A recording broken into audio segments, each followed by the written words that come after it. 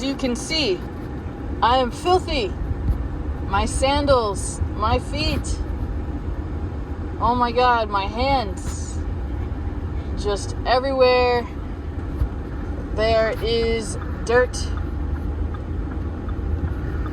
And I'm very sweaty and very much so excited to be getting clean.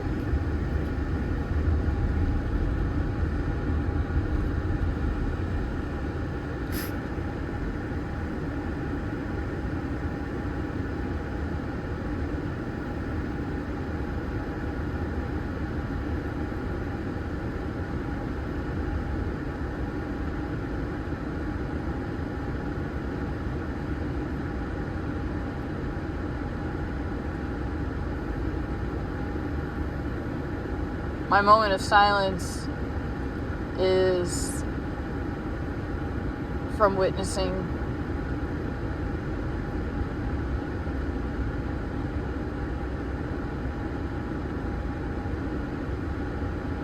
I'm witnessing a woman who is holding a sign wearing a pink dress. A sign that reads, "Husband died heartbroken and homeless."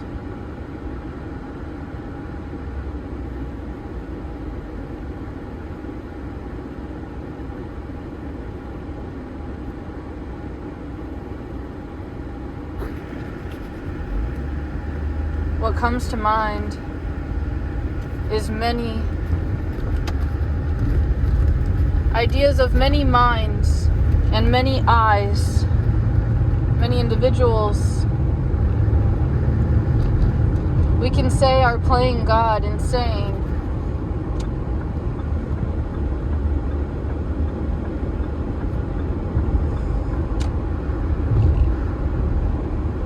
perhaps the word that can be used as measurements, judgments. Measuring feels most accurate.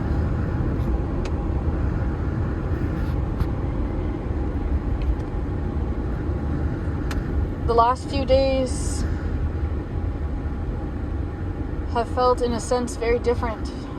Perhaps more things breaking off. I am very grateful for my prayer team.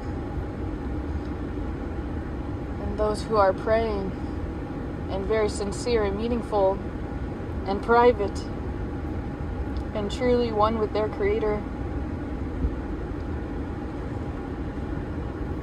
I have a tendency to get very emotional when I am concentrating on those topics. However, there is a lot of emotional bliss and satisfaction that comes from focusing upon the Supreme. From one of my books, pretty sure is by Pia Melody. It mentions about how after extreme abuse, that often individuals will completely immerse themselves in a sense of a higher power. They will find relief and comfort and satisfaction and fulfillment through spiritual ideas. Ideas of being a spirit that inhabits a body, and that I am a being more than my body.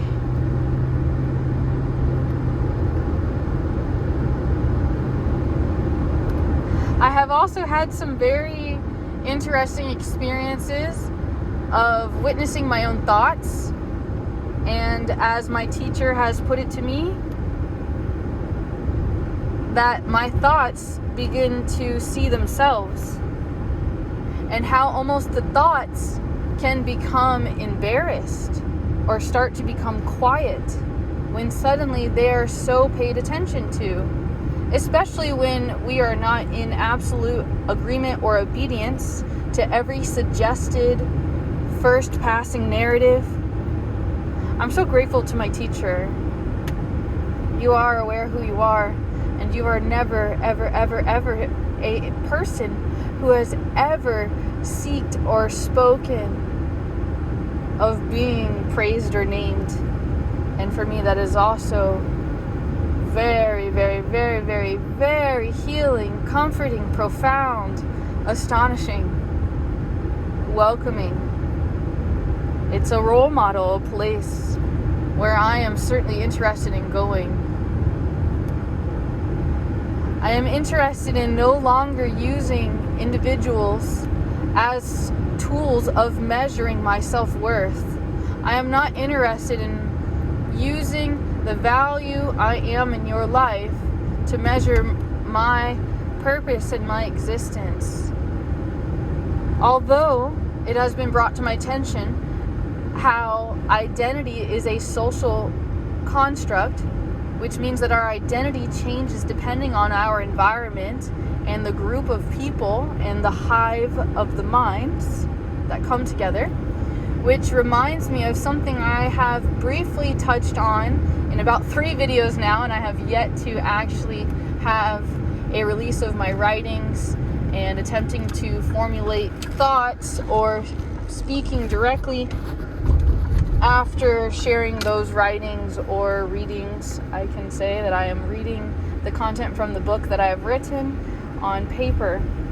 So I will attempt to touch on this, and then I will hold space for another place.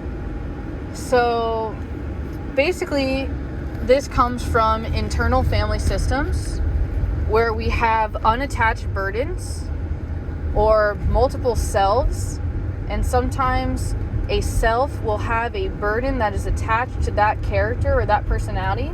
For example, when you are angry, perhaps you uncontrollably punch things, and maybe that's not really who you are. It's not really who you are to constantly be flinging fists,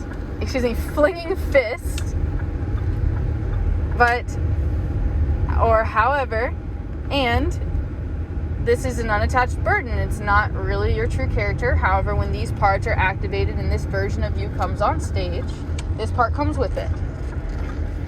Perhaps there's another version of you when you are in private with your creator, or maybe there's another version of you that your students get to see or that your children get to see. And this has me thinking about identity and purpose and vision and clarity.